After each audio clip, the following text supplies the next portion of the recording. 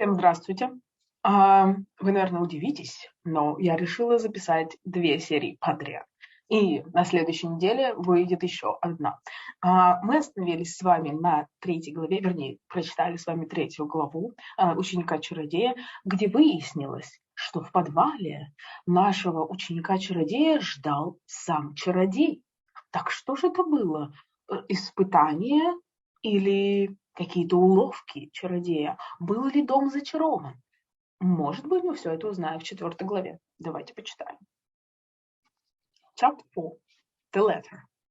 Письмо.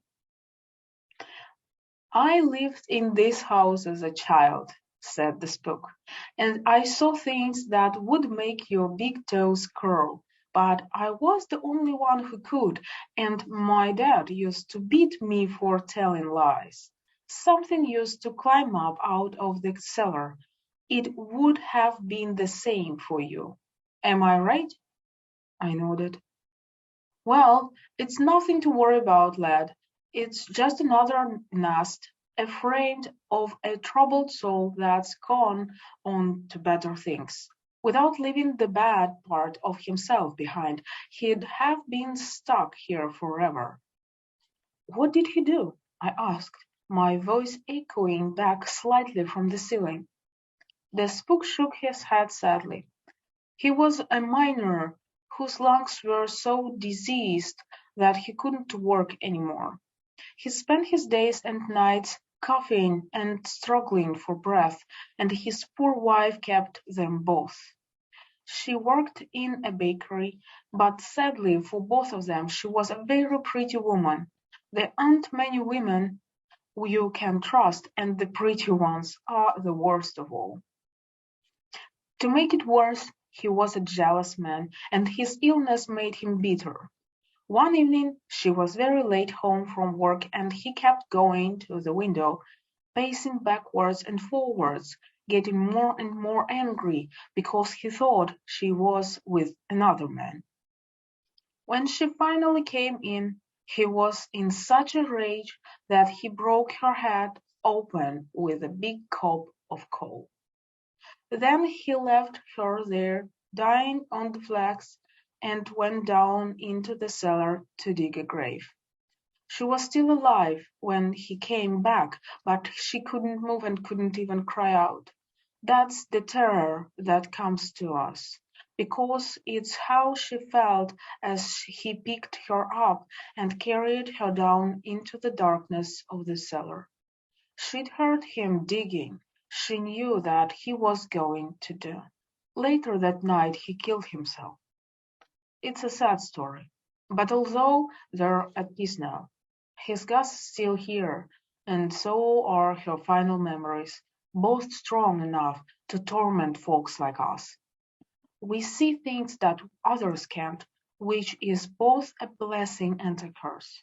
It's a very useful thing in our trade, though. I shrugged. I felt sorry for the poor wife who'd been murdered, and I felt sorry for the miner who'd killed her.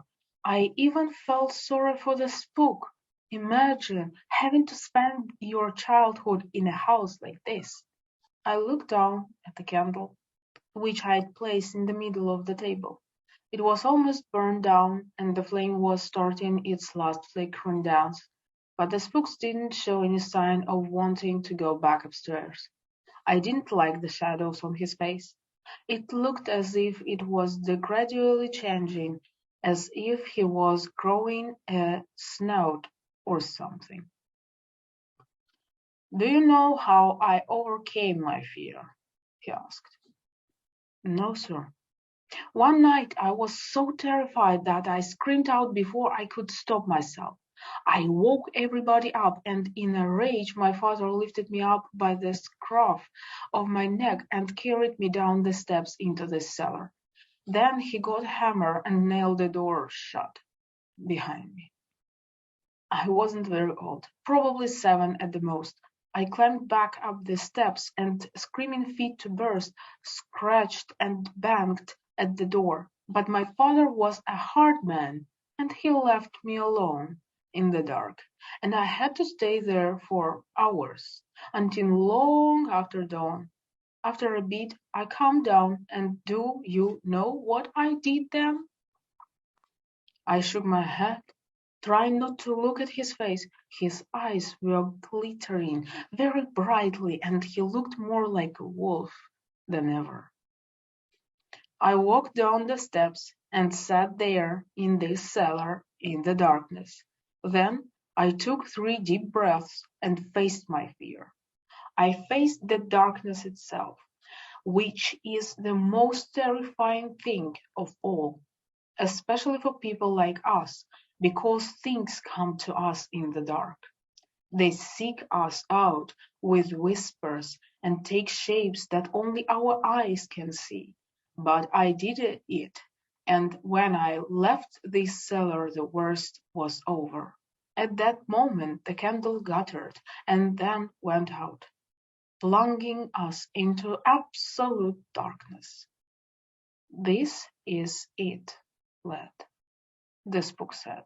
There is just you, me, and the dark. Can you stand it? Are you fit to be my apprentice? His voice sounded different, sort of deeper and strange. I imagined him on all fours, wolf hair covering his face, his teeth growing longer. I was trembling and couldn't speak until I'd taken my 3rd deep breath. Only then I did. I gave him my answer. It was something my dad always said when he had to do something unpleasant or difficult. Someone has to do it, I said, so it might as well be me. The spook must have thought that was funny, because his laughter filled the whole cellar before rumbling up the steps to meet the next peal of thunder, which was on its way down. Nearly 13 years ago, said the spook, a sealed letter was sent to me. It was short and to the point, and it was written in Greek. Your mother sent it. Do you know what it said? No, I said quietly, wondering what was coming next. I've just given birth to a baby boy, she wrote, and he's the 7th son of a 7th son. His name is Thomas J. Ward, and he's my gift to the county. When he's old enough, we'll send you word. Train him well. He'll be the best apprentice you've ever had, and he'll also be your last.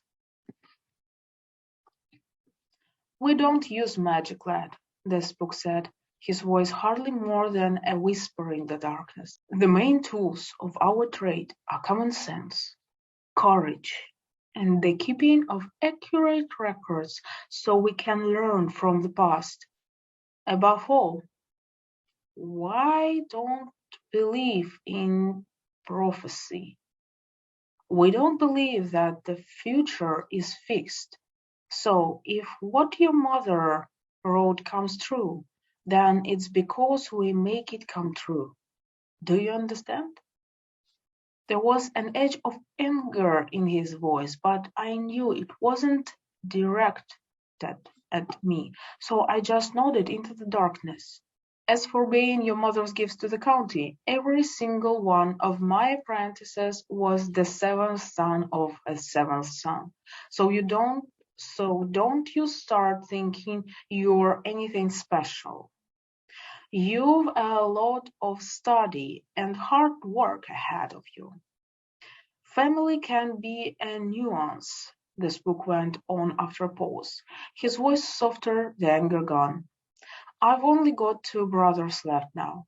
One's a locksmith and we get on all right, but the other one hasn't spoken to me for well over 40 years, though he still lives here in Horseshoe. By the time we left the house, the storm had blown itself out, and the moon was visible.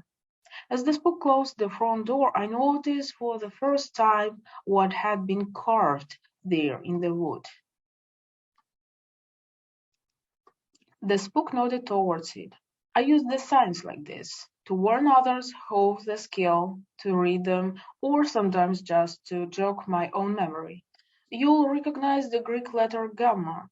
It's the sign of either a ghost or a ghost. The cross on the lower right is the Roman numeral for 10, which is the lowest grading of all. Anything after 6 is just a ghost. There is nothing in that house that can harm you, not if you are brave. Remember the dark feeds on fear. Be brave, and there is nothing much a ghost can do. If only I'd known that to begin with. Back up, lad, said the spook. Your face is nearly down in your boots. Well, maybe this will cheer you up. He pulled a lump of yellow cheese out of his pocket, broke a small piece off, and handed it to me. Chew on this, he said, but don't swallow it all at once. I followed him down the cobbled street. The air was damp, but at least it wasn't raining, and to the west the clouds looked like lamb's wool against the sky, and they were starting to tear the break up into ragged strips.